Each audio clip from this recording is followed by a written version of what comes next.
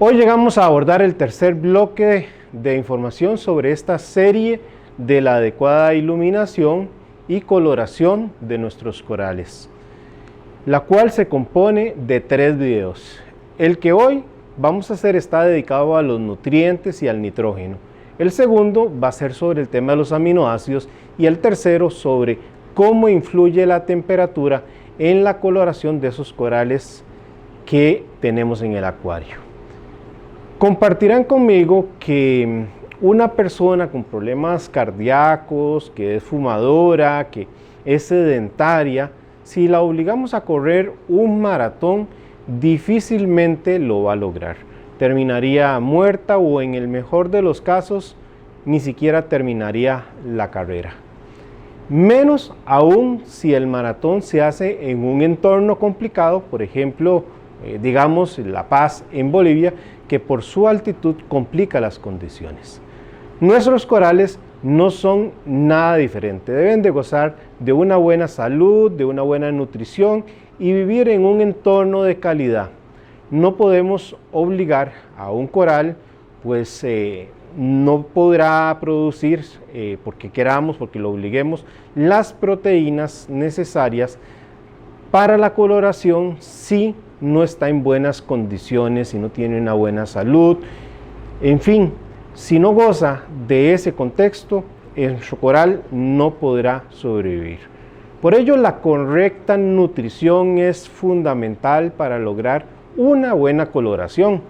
El coral debe de gozar de energía suficiente para poder invertirla en los procesos de formación de los pigmentos fluorescentes y las cromoproteínas, como les expliqué en las entregas de los videos anteriores. Y hoy quiero reiterar el consejo que he estado señalando a lo largo de toda esta serie. Sin tener estabilidad de parámetros, incluida la temperatura, el pH, la salinidad del acuario, no podemos lograr una coloración exitosa. Como les he dicho, tienen que pegarse como estampilla al valor del parámetro que ustedes escojan, sea en temperatura, sea en pH, en salinidad, etc. Sin una adecuada nutrición tampoco lo vamos a lograr. Y ese es el elemento que hoy vamos a ver y nos ayuda a lograr una mejor coloración. Así que no se separen, que empezamos.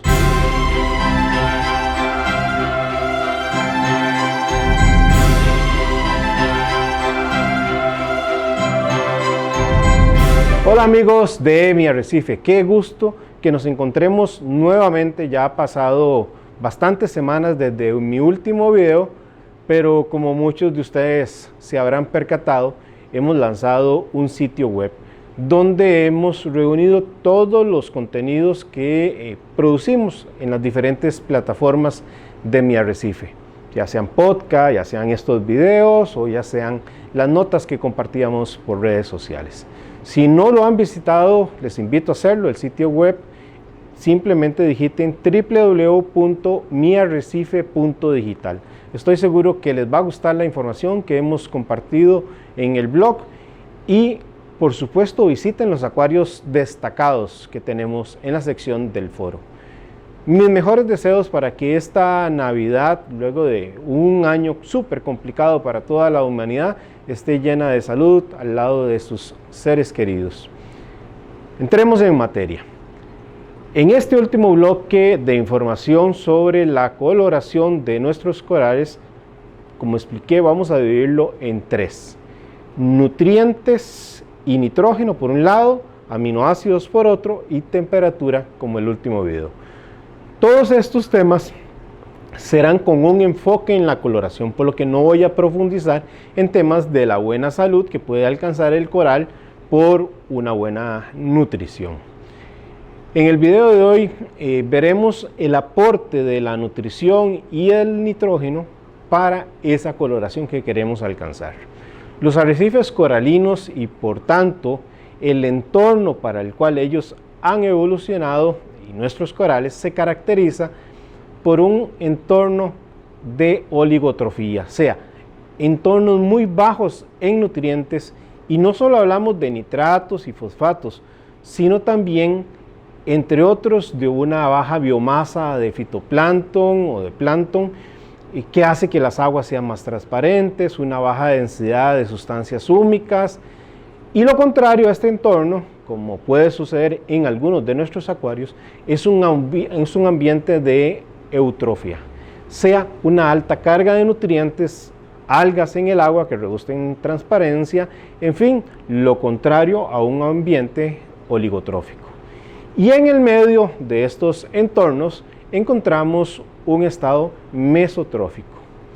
Lo que comparten en común estos tres estados como una característica que los une es la baja concentración de sustancias húmicas, sea aquellas formadas a partir de los residuos orgánicos como resultado de la actividad de las diferentes bacterias. Pero, ¿qué tiene que ver todo esto con la coloración de nuestros de nuestros corales? Tratándose de nuestros acuarios de arrecife, un estado de oligotrofía, o sea, de entornos de escasísimos nutrientes en el agua, lejos de verse como algo negativo, deviene en algo positivo cuando estamos hablando del tema de la coloración de nuestros corales. Aunque nuestros acuarios producen desecho, la verdad es que estos son a su vez nutrientes, ya que son metabolizados por nuestras algas o zooxantelas y al final de cuentas nuestros corales reciben carbohidratos creados por las zooxantelas a partir precisamente de esos desechos, y que si del todo eliminamos esos desechos, nuestros corales terminarían muriendo de hambre, por lo que debemos hacer una muy buena administración de esos recursos. Y siguiendo el ejemplo de la moneda que ya he usado en varios de mis videos anteriores, por un lado son desechos que pueden alcanzar un nivel de contaminantes y por otro lado son nutrientes sumamente necesarios. Para hacer una correcta administración de estos recursos, como acuarista podemos trabajar diferentes opciones, como sería mejorar nuestra filtración biológica, la filtración mecánica, la química, reducir la alimentación o bien teniendo en buena salud nuestros organismos. Por todo lo que hemos venido comentando en esta serie de videos que hemos entregado, promover también una mejor metabolización por parte de nuestros corales. Los mejores resultados de coloración los vamos a obtener cuando llevamos estos nutrientes a cifras bajas, casi, y repito, casi indetectables, como serían fosfatos entre 0.02 y 0.04 ppm, y en el caso de los nitratos entre 1 y 4 ppm, y cuidado que no menos. Pero como he explicado también a lo largo de toda esta serie de videos, el tema de la coloración no es un tema complejo, pues pueden tener acuaristas números muy bajos en esos nutrientes y la coloración no ser buena porque no hay estabilidad en el acuario, porque no hay estabilidad en esos parámetros químicos o físicos, o podemos tener los oligoelementos fuera de su punto. Y entonces tenemos corales que no están saludables, ya sea también por alguna plaga o una correcta iluminación, etc. Alguien podría tener la mejor lámpara o pantalla del mercado, inclusive lograr nutrientes bajos y tener una pobre coloración con respecto a otro acuarista que tiene nutrientes más altos, simplemente porque este segundo acuarista tiene una mejor estabilidad y consistencia de sus parámetros en el tiempo, físicos, químicos, respecto de aquel primer acuarista, que puede tener la mejor lámpara del mercado. La coloración es casi una visión holística, una visión integral y completa de toda esa realidad del acuario que nos obliga a lograr y a mantener un equilibrio de toda esa realidad, en la cual los nutrientes tan solo son una parte de esa suma de elementos que he venido explicando a lo largo de esta serie de iluminación y adecuada coloración. Los corales requieren de energía para vivir y realizar sus procesos metabólicos. Como los humanos requerimos también de un mínimo de calorías que nos den la energía para vivir, no porque el acuario tenga la mejor lámpara que nos dé el mejor par, el par más alto y el espectro más adecuado, el coral vivirá. Pues para manejar esa energía, el coral requiere que otras cosas también estén bien. Tan solo el par y el espectro son una parte de la ecuación, de una relación muy compleja que nos obliga a tener una visión integral y completa de muchos otros aspectos que nos impiden verlos individualmente, y menos tratándose del tema de una coloración bien buena. Dimensionado entonces el entorno en que debemos comprender los nutrientes y en el que evolucionaron los corales, sigamos adelante con este tema. La mayoría de los acuaristas, cuando hablamos de los nutrientes, pues pensamos en los nitratos y pensamos en los fosfatos. Hay otro grupo un poquito más elevado que pensará en los compuestos nitrogenados. O sea, ven también el amonio, ven los nitratos, los nitritos, también ven los fosfatos. También hay otros nutrientes más allá de estos que he señalado que impactan la vida de nuestros peces y nuestros corales en un ecosistema cerrado. Aquí, adicionalmente a esas visiones de los acuaristas que he comentado, tenemos también aminoácidos, tenemos lípidos, tenemos proteínas, tenemos carbohidratos, tenemos compuestos o partículas orgánicas disueltas en el agua que están en constante formación y disposición, más si los ingresamos al acuario por medio de la comida o los suplementos. Cada molécula de todos y cada uno de ellos afecta la biología de nuestro ecosistema cerrado, sea para bien o sea para mal. ¿Y por qué refiero a este tema? Muy sencillo. No podemos reducir nuestra visión de nutrientes para lograr una mejor coloración solo a los nitratos y a los fosfatos. Nuestros corales pueden prosperar en un entorno oligotrófico, gracias a esa asociación simbiótica que tienen con la zooxantel. Pues gracias a ella pueden acceder al nitrógeno inorgánico que está disuelto y fósforo que está en esa columna de agua, además de la absorción de los nutrientes por la alimentación heterotrófica que hacen estos corales. También por esa relación con las zooxantelas, reciclan el amonio que expulsa como desecho del coral, retirando con ello de manera eficiente el nitrógeno del holobionte coralino. Ya sea porque usted crea en la relación de Redfield de 16 átomos de nitrógeno por 1 de fósforo, o crea en la relación que propone Triton de 147 átomos de nitrógeno por 1 de fósforo, lo cierto del caso es que existe una relación en las algas y en el agua del mar que debemos observar, y que cuando se quiebra o se pierde esa relación, se van a dar los problemas.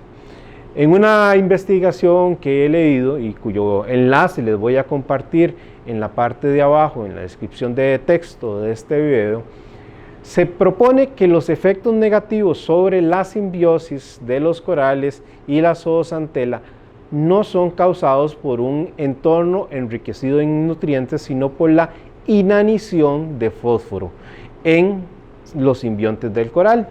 Durante el experimento se expusieron corales a proporciones desequilibradas de compuestos nitrogenados y de fósforo, y se encontró que la escasez de fosfato perturbaba gravemente la simbiosis y se observaba una pérdida de la biomasa del coral.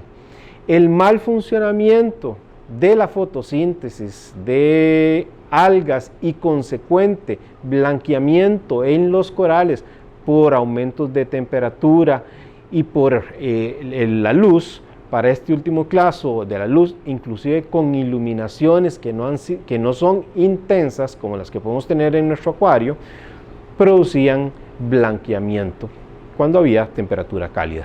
Por el contrario, en la investigación los corales toleraron una escasez de nitrógeno a altas concentraciones de fosfato sin efectos negativos sobre la fotosíntesis simbiótica, lo cual sugiere una mejor adaptación a la limitación del nitrógeno. El problema del buen funcionamiento de la simbiosis que le genera al coral fotosintético la mayoría de su energía para la buena salud y poder crear esos pigmentos de color, se puede ver más gravemente comprometido cuando el equilibrio no es solo por la disponibilidad del fosfato, sino también por una privación combinada de nitrógeno y de fosfato. Como se aprecia en la imagen que les estoy compartiendo, los corales del estudio, que fueron unas eufilias paradivisa, expuestas a condiciones desequilibradas de alto nitrógeno HN y bajo fosfato LP, mostraron un tamaño de pólipo más pequeño y apariencia blanqueada, que se asemeja mucho al fenotipo observado en las eufilias de bajo contenido nutritivo, o sea, bajo nitrógeno LN, bajo fosfato LP.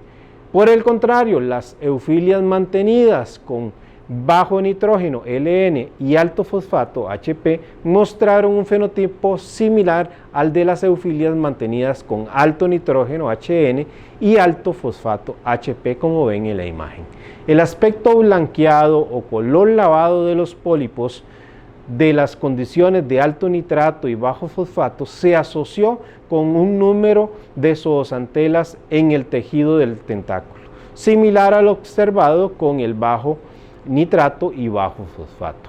El estudio muestra claramente la deficiencia de fosfato solo o en combinación con un bajo suministro de nitrato que da lugar a una grave perturbación en la asociación simbiótica, con pérdida de tejido de coral y zooxantelas. La investigación reiteró lo que otros estudios, que la inanición por fosfato en las zooxantelas inducidas por un enriquecimiento de nitrógeno perturba la capacidad de fotosíntesis de las zooxantelas y aumenta la vulnerabilidad de los corales al blanqueamiento por la luz y el calor. Por tanto, el acuarista debe de tener cuidado y entender que no puede manejar intensidades lumínicas sin prestar atención a la relación que hay con los nutrientes en el acuario. El par de iluminación es una carga de energía que el coral debe de manejar, y ese manejo se puede comprometer por la relación de los nutrientes que se tenga en el acuario.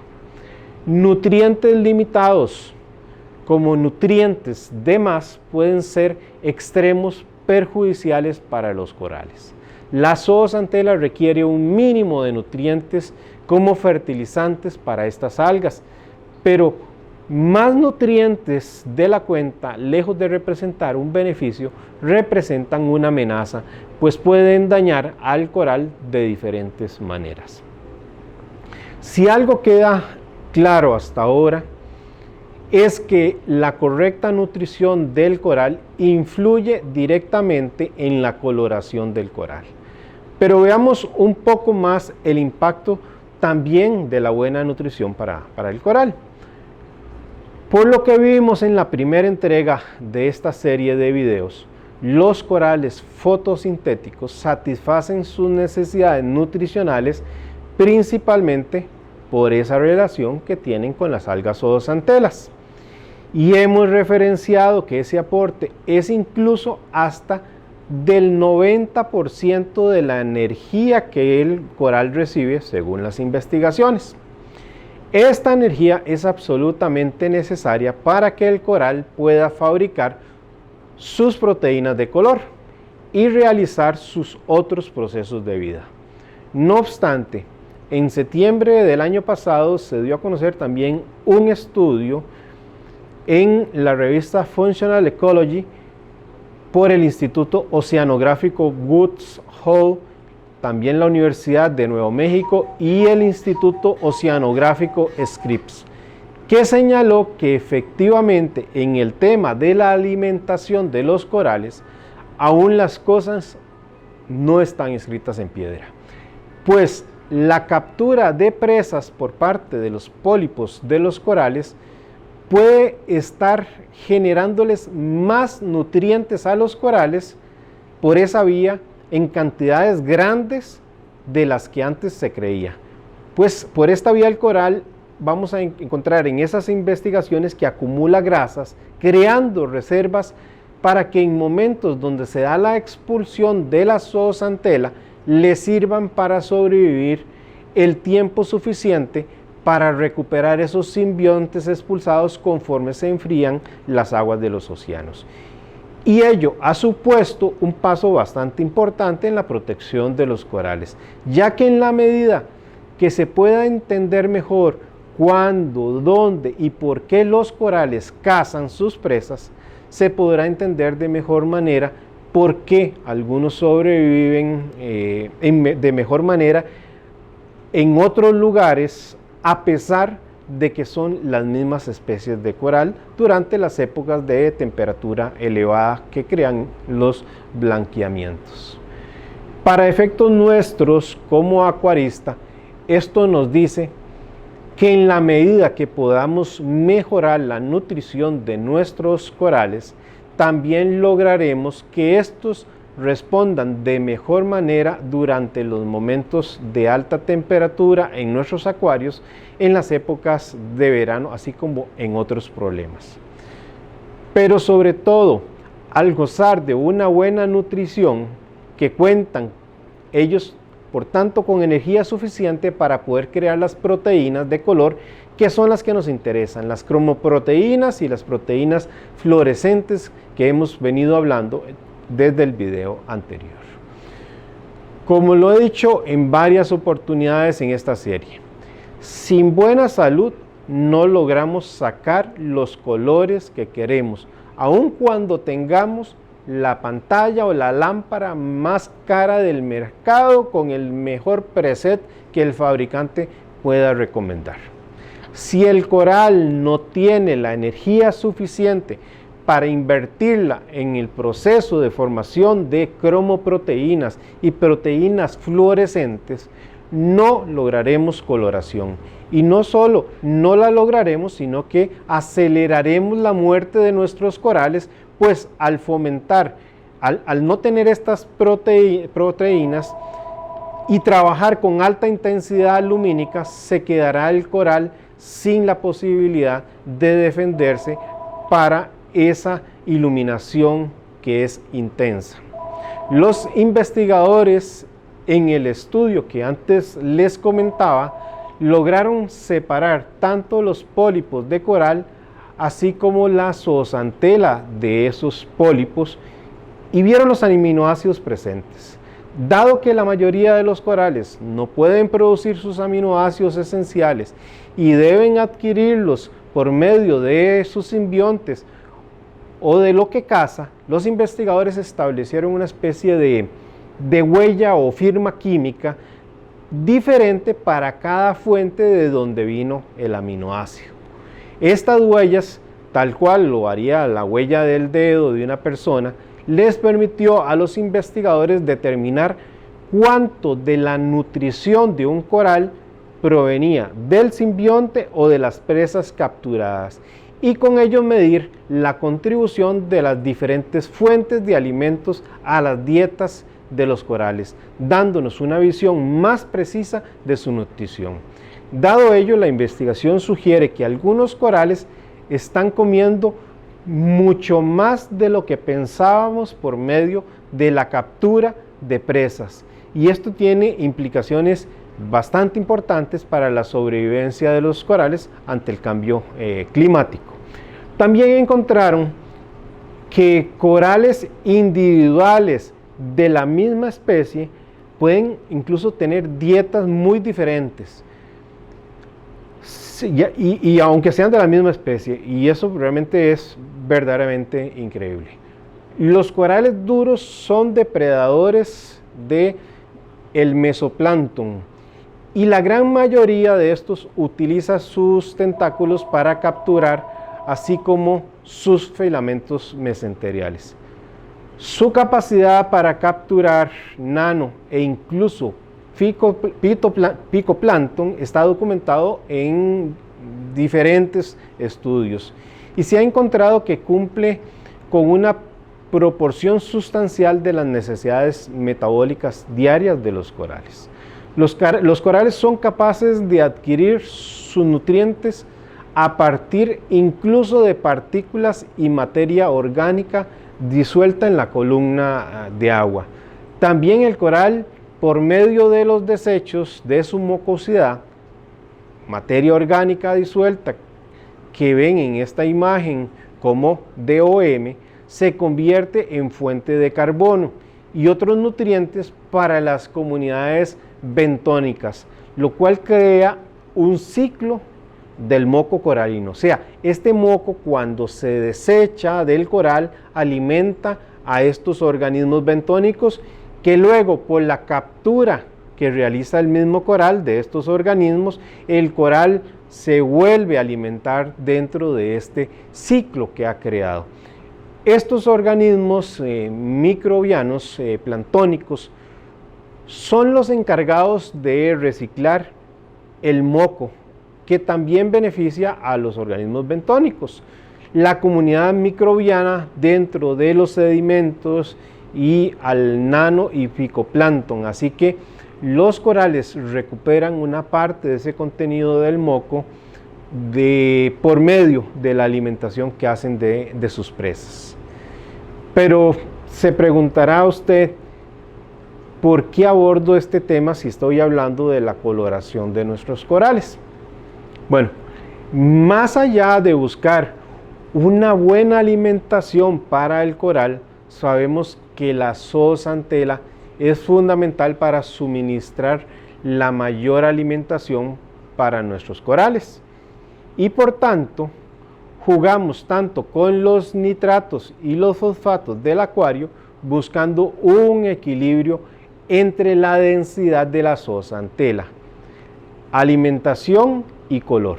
Si disminuimos la densidad de la zooxantel, por tanto, la alimentación de los corales, para apreciar más sus proteínas de color, debemos entender que debemos suplir esa alimentación que hemos limitado y que ha sido generada o que era generada por las zooxantelas, y tenemos que hacerlo por otras vías, como la heterotrófica que les acaba de referir. En términos simples, las fuentes externas de alimentación compensan las limitaciones fotosintéticas que causamos con el manejo en ese control de la zooxantel y los nutrientes, para así apreciar mejor los colores de los corales. Conforme más limitamos el nitrato y el fosfato en el acuario, más atención debemos de ponerle a la alimentación externa de nuestros corales. Y por ello, en el siguiente video, pues se atenderá el tema de esa alimentación suplementaria por los aminoácidos. Algunos corales son capaces de consumir fitoplancton, pero la mayoría de ellos son depredadores activos del zooplancton. Y para algunos corales duros, esta fuente puede aportarles, imagínense ustedes, hasta el 60 o 66% de su fuente de carbono, que es principalmente obtenido del nano y picoplancton. Los nutrientes, por tanto, para nuestros corales son un área que está en constante movimiento, como ven, y descubrimiento, como ven estas investigaciones que he comentado, y son los principales fuentes de alimentación también las nitrogenadas, incluyendo también el fósforo en su forma de fosfato inorgánico y orgánico, y por supuesto también el carbono. Como vemos, las aguas que rodean los arrecifes coralinos son muy pobres en nutrientes, y más, por supuesto, si lo comparamos con nuestros acuarios.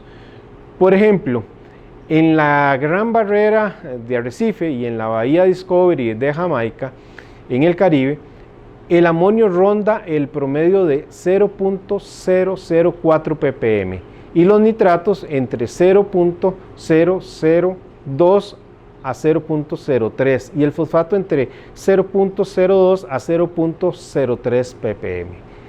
Si a algún acuarista le preguntan si se puede tener amoníaco en el acuario, o sea, HN3, la respuesta será un no rotundo. Como tampoco recomendaremos tener amonio, o sea, HN4, como tampoco lo vamos a recomendar. Tampoco tener nitrito, o sea, NO2. Y cuando decimos que si se pueden tener algo de nitratos, NO3, decimos tal vez sí controlados. ¿Es esto cierto? Pero ¿qué tal si ello no fuera correcto? ¿Qué tal si tener ausencia absoluta de estos es contraproducente para nuestras acroporas, para nuestras montiporas, para nuestras miliporas, en fin, para todos los corales de pólipo corto? Investigaciones han encontrado que la presencia de amonio en pequeñísima presencia, medible en cantidades de partes por billón, y repito, por billón, para que no se confundan con millón, resulta mejor para el crecimiento del coral de esqueleto duro. Y que sin percatarnos es muy probable que en nuestro acuario el régimen de alimentación que usamos en el acuario ya lo estamos dando en sobros de comida que no son consumidos o bien con vía de las heces de los peces, y por eso se habla tanto del pu de los peces. Recientemente leí una investigación publicada en abril pasado, muy interesante, que apunta cómo los corales pueden estar limitados por el bicarbonato y por el amonio, y para los interesados les voy a dejar el enlace en la descripción de texto del video. Como he explicado en mis entregas anteriores, y en la medida que tengamos una buena tasa de fotosíntesis, nuestros corales tendrán mayor energía para asignarla a la creación de las proteínas fluorescentes y las cromoproteínas para proteger al coral de la intensidad lumínica que le damos. Y esta investigación que les refiero ha encontrado que la combinación de una pequeña presencia de amonio medida en partes por billón, así como una fuente inorgánica de carbono, como el bicarbonato, pueden incrementar la tasa de fotosíntesis, o sea, la energía que recibe el coral. Durante la investigación que les comento, los investigadores usaron 264 fragmentos de colonias de estiloporas pistillatas, las cuales fueron alimentadas 2 veces al día con artemia recién eclosionada por 5 semanas. Luego suspendieron esta forma de alimentación por 2 semanas y a partir de ahí construyeron el experimento por 21 días más. Durante estos días formaron 4 grupos. Uno que era el grupo de control, al cual se le puso amonio y bicarbonatos normales con los niveles del agua de mar. Un segundo grupo se le aplicó solo un incremento de amonio. Al tercero solo se le aplicó el incremento de bicarbonato y al cuarto grupo se le aumentó tanto el amonio como el bicarbonato.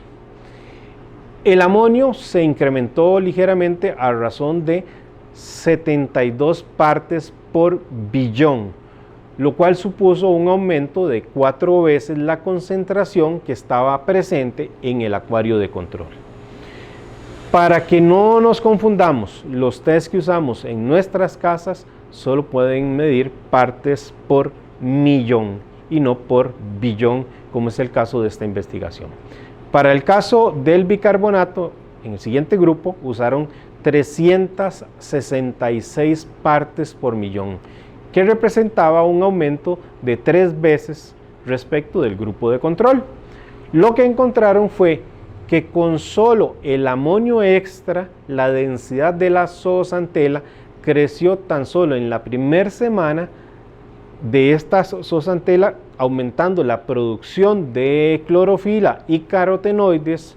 Y recuerden la explicación que ya dimos sobre su importancia en la primera entrega de esta serie de videos. Así las cosas, se dio un aumento en la tasa de fotosíntesis y por tanto en la entrega de energía para el coral. Este aumento representó un 23% más de lo que producía el grupo de control. Por otra parte, el grupo sujeto solo al bicarbonato también mejoró su densidad del simbiodinium a la semana y por tanto también se observó la mejora en la tasa de fotosíntesis. En este caso, el aumento representó un 34% más que el del grupo de control. Finalmente, en el grupo donde se combinó tanto el amonio como el bicarbonato, se vio el mejor resultado, o sea, un 40% de aumento con respecto al grupo de control. Un resultado, por supuesto, para nada despreciable para llevar más energía al coral para mejorar su condición de salud en general. Para el final de la investigación, o sea, los 21 días del experimento, el aumento en el grupo que tenía amonio y los carbonatos creció casi en un 83%.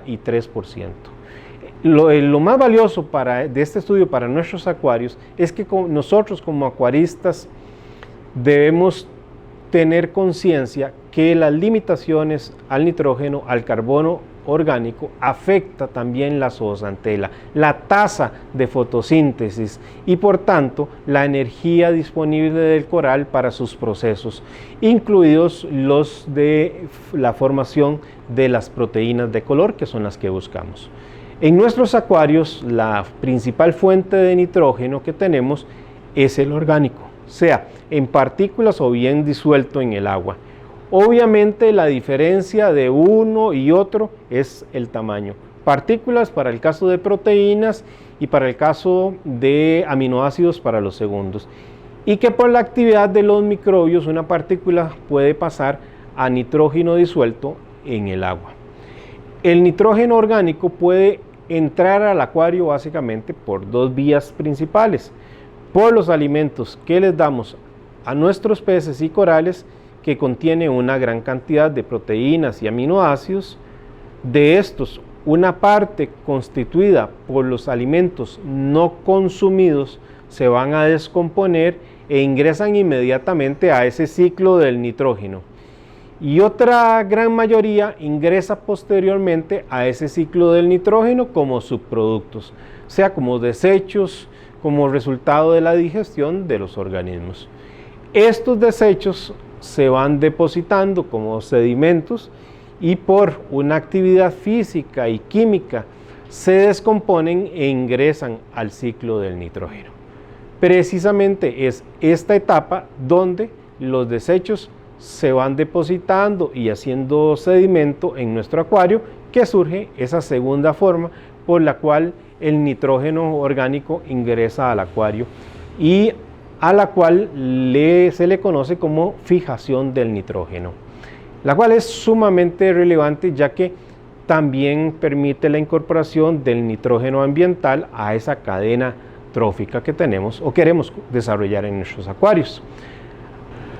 Aquí la infauna y los poliquetos y los anfípodos, entre otros componentes de esa infauna, cumplen un rol como mineros, como excavadores, y ello tiene un impacto fundamental en el acuario, pues al crear túneles, al crear cuevas y sus madrigueras, oxigenan la arena y la materia orgánica que les circunda, pero también hacen túneles que llegan a zonas sin oxígeno o casi sin oxígeno, y ello permite que unas bacterias llamadas diazotrofos puedan hacer la fijación del nitrógeno, convirtiendo el nitrógeno gaseoso en amonio, que luego ellas usan para su propio crecimiento y por ello lo fijan o capturan.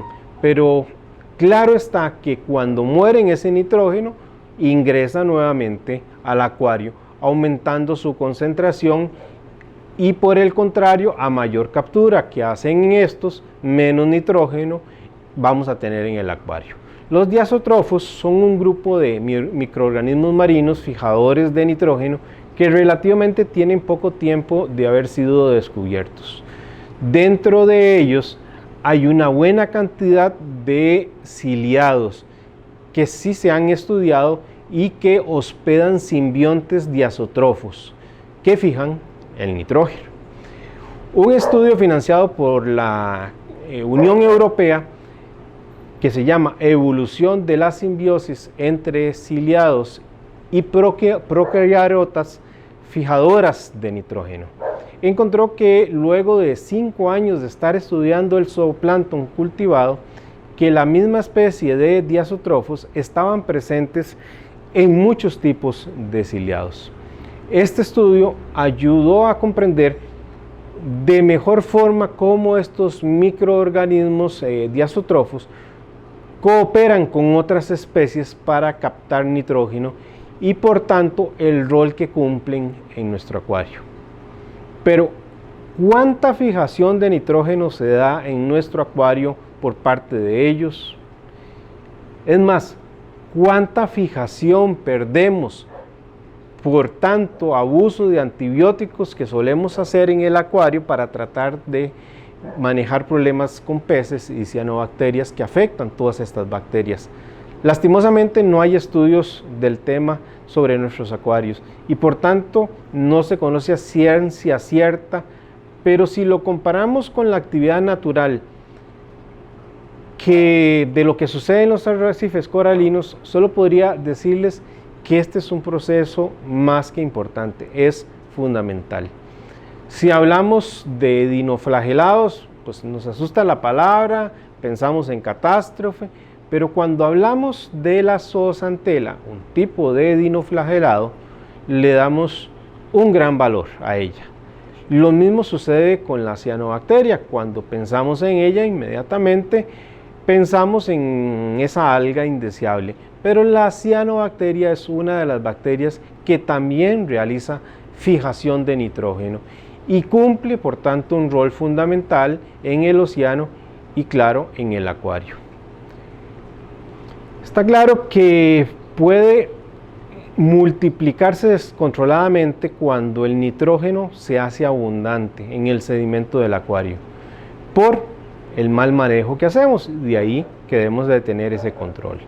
También tenemos que tener presentes, como ya apunté, que cuando matamos la cianobacteria o las bacterias con estos antibióticos, todo ese nitrógeno capturado es liberado nuevamente al ecosistema. Por tanto, los desechos como producto de la digestión de los organismos del acuario se sedimentan y organismos en la fauna los oxigenan, los revuelven, los mezclan cuando están trabajando en el sustrato, haciendo esas cuevas, madrigueras, túneles, y ese oxígeno es aprovechado por las bacterias como energía para transformar el nitrógeno disponible en materia orgánica sedimentada. Pero también sus túneles, sus excavaciones, al llegar a esas zonas sin oxígeno o casi limitadas en oxígeno, donde otras bacterias van a convertir el nitrato a nitrógeno gaseoso.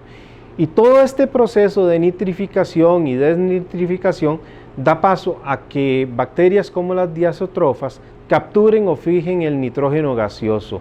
Esta actividad representa una de las formas más efectivas para eliminar el exceso de nitrógeno en nuestros acuarios, el cual también pues, podemos acompañar o acompañamos con el skimmer que exporta esas proteínas antes de que se degraden. Así como la captura que también hace, por supuesto, el fitoplancton y las macroalgas del nitrato o del nitrógeno que está en el acuario. Será interesante mirar más a futuro, con mejores estudios, el impacto de estas bacterias diazotrofas en el control del nitrógeno en el acuario. Y si tener un sustrato y la buena fauna asociada con esta, que lo oxigena, crea esas zonas de anoxia, revolviéndose de sedimentos, etc., hace o no hace más frágil nuestro ecosistema artificial cuando tenemos o no tenemos sustrato. En resumen, los corales pueden encontrar sus alimentos por varios caminos.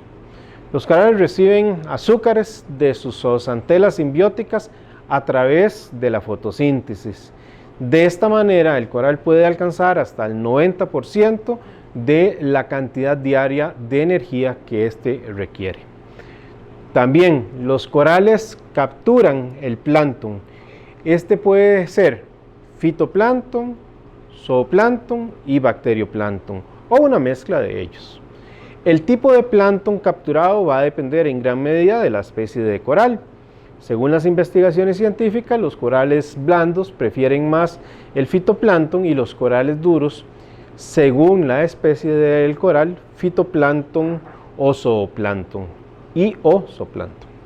Los corales absorben nutrientes orgánicos directamente de la columna de agua, nitratos, fosfatos, amoníaco, urea, compuestos y partículas orgánicas disueltas, oligoelementos y por supuesto también los aminoácidos.